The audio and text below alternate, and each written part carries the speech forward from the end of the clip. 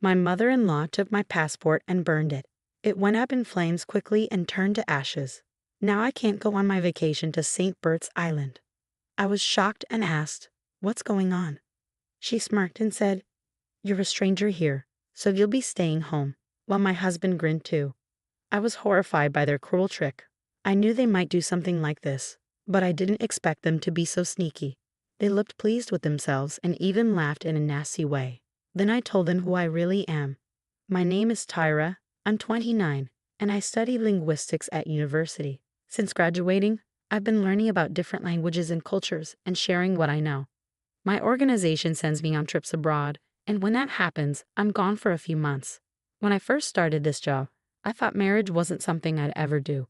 But when I went back to my home country at 26, I met Corey, who eventually became my husband. Because of my job, I'd only see him for a few months at a time before I had to travel again. We stayed in touch with phone calls and emails while I was away. 2 years later, at 28, we got married. Even after our wedding, I continued to spend half the year working abroad, so we were apart a lot. I'm thankful he chose to marry me despite this. Today, I'm heading home from the airport. It's the first time I'll see my husband in 5 months. I should be tired, but I'm excited and walking quickly. When I got home, Corey wasn't there yet, so I started tidying up. I always tell him to keep the place clean, but it's a bit messy. Normally, this would upset me, but today I'm willing to overlook it because I'm just happy to see him. While I'm cooking, I hear the front door open. Corey walks in, and I rush to greet him. "Corey, welcome home. It's so good to see you." "Oh, hi, Tyra. You're back.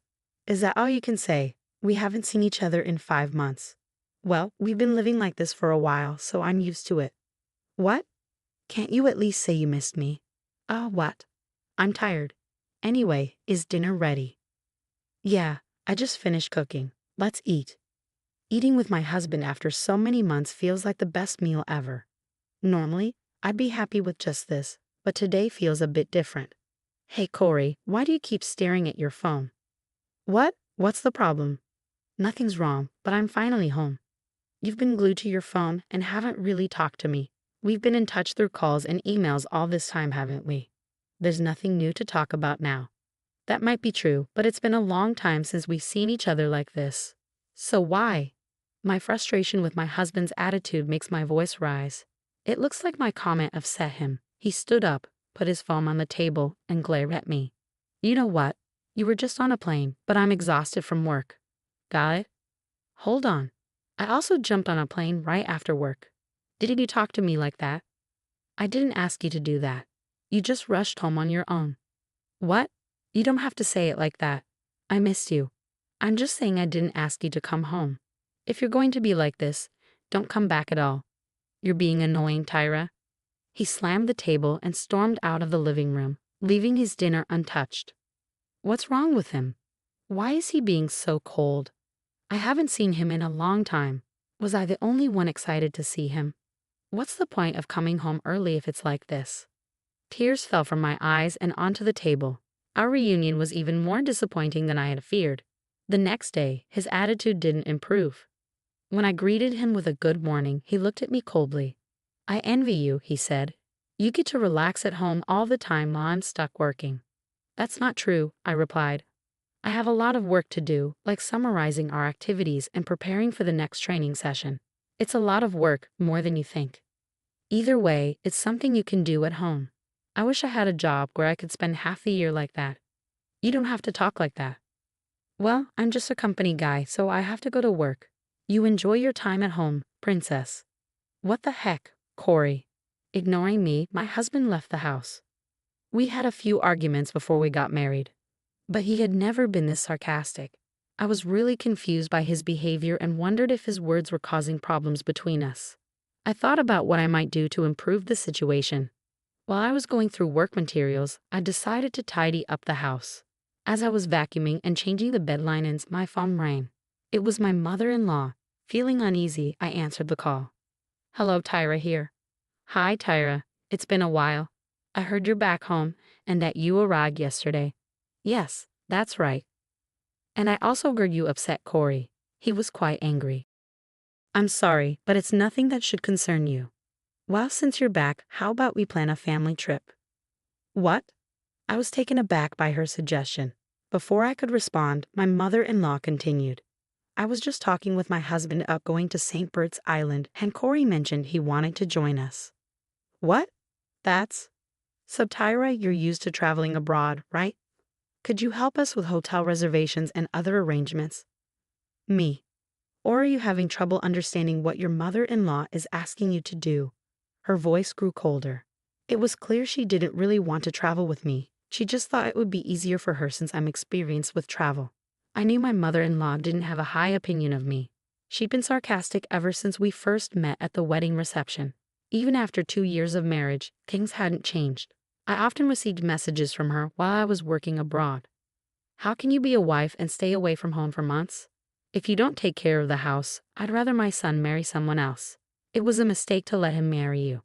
That's the kind of text I used to get from her. So I had a bad feeling about this call. I never imagined I'd be used for planning a family vacation. But maybe it's better than the usual verbal abuse.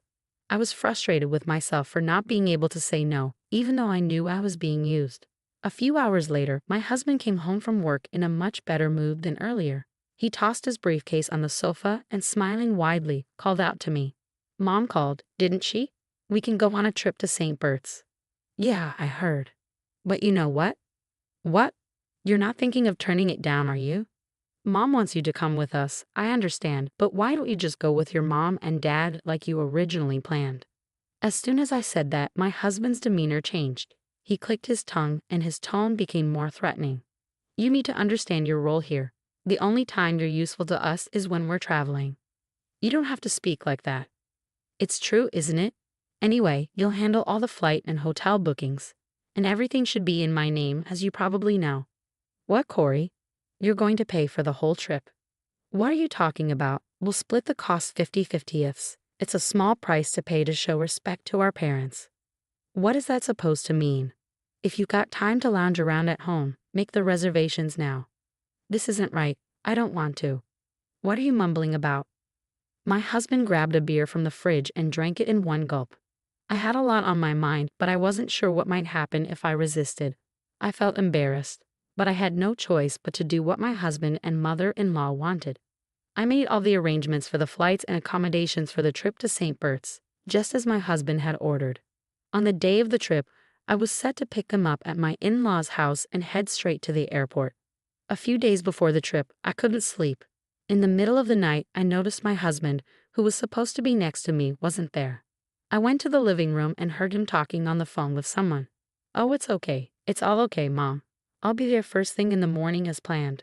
Mom, please handle the passport issue anyway. Seriously, I'm looking forward to it. I'll make sure to introduce her to you when I get back. I was puzzled by some of what he said. Passport, introducing her. Since he called her Mom, I was pretty sure he was talking to my mother-in-law. It seemed like there was something going on between them that I didn't know about. In the first place, it didn't sit right with me that he wanted me to go on this trip. What could they be planning if I went to my in-laws' house? I didn't have all the details, but I decided to stay extremely cautious until the day of the trip. The day of our trip to St. Bert's finally arrived. I packed my carry-on and handbag, which included my husband's things as well. With everything ready, my husband and I headed to my in-laws' house. I braced myself for whatever was coming, knowing I had to deal with it. When we arrived at my in-laws' house, my mother-in-law was the only one to greet us. Oh, hi, Tyra. It's been a while. Good to see you. We're almost ready. I'm going to grab a few things for the trip, so it might be a little while. Okay, take your time. Oh, and Tyra, could you bring the carry-on case from the other room? It's heavy, so please get Corey to help you. Sure, I'll do that. I noticed when my husband and mother-in-law exchanged knowing looks. I kept my passport in my pocket, just in case. Following my husband's instructions, I carried the carry-on case back into the living room. There was my mother-in-law, smiling with a hint of mischief. She was holding my passport and grinning. Now you can't go on the trip to St. Bert's, she said. What do you mean? I'm going to burn this passport right now. What did you just say? I was just using you to handle the trip arrangements. What are you doing? You're a stranger here, so you'll be staying behind. Too bad. She went to the kitchen, lit the passport with a lighter, and watched it burn. The passport started to turn to black ashes in the sink. Once it was completely destroyed, she said, "We did it." My husband cheered. "Yeah, Mom, we made it." "No," I said. "It's just the three of us on this trip. We'll get to meet Corey's new girlfriend when we get back, right?" "Yeah, I've already set that up," my mother-in-law replied. "We don't need this useless woman anymore," my father-in-law said.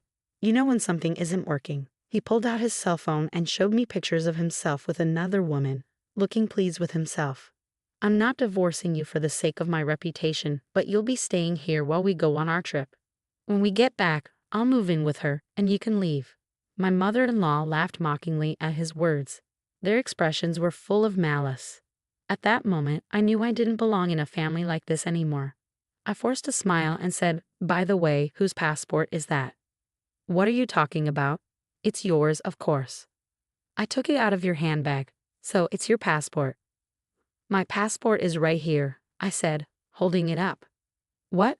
Why? It can't be." I pulled my passport from my pocket and showed it to her.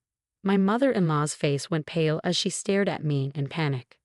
"That's not possible," she said, her voice trembling. "Yes, it's my passport. See for yourself." It seemed that my mother-in-law had snuck into my handbag and mistakenly thought she'd have found my passport. How could she have burned it without checking properly, especially with her malicious plans? "Whose passport did I burn then?" she asked, her voice quivering. "I guess it was your son's passport that was in there."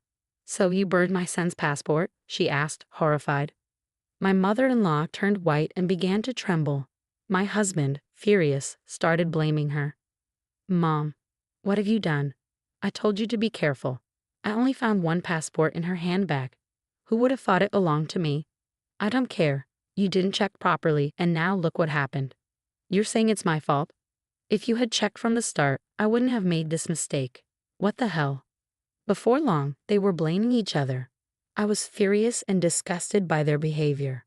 "Hey, Tyra, do something." My husband yelled at me, but I was not about to back down. "Seriously, who do you think you are? Telling you what to do. You cheated on me behind my back. How dare you? Both you and your mother are despicable." "Hey, who do you think you're talking to?" "I'm talking to you and your awful mother. Don't think I'm just going to let this slide. You're going to pay me back for the affair and all the nasty things your mother has said to me. Be ready." Just then, my father-in-law came downstairs. "What's going on? What are you doing?" When I told my father-in-law everything, he was furious. The trip was canceled, my mother-in-law got a divorce, and my husband was disowned by his father and banned from coming home. I consulted a lawyer, and we finalized the divorce. I also demanded alimony from both my ex-husband and ex-mother-in-law. They had to pay the alimony in one lump sum and cover the cost of canceling the trip to St. Bert's. Since they didn't save any money, they had to borrow to cover the alimony.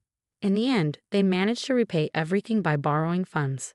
Now my ex-husband lives with his mother and it looks like they are struggling financially. He was also dumped by the woman he had an affair with. As for me, I used the alimony money to move into a condo and enjoy living alone. After all the cheating and mistreatment, I went through many difficulties, but now I'm free and loving life. I plan to continue traveling, learning about different cultures, and sharing my experiences with the world. Thank you for watching. If you enjoyed the story, please subscribe to our channel. See you in the next video.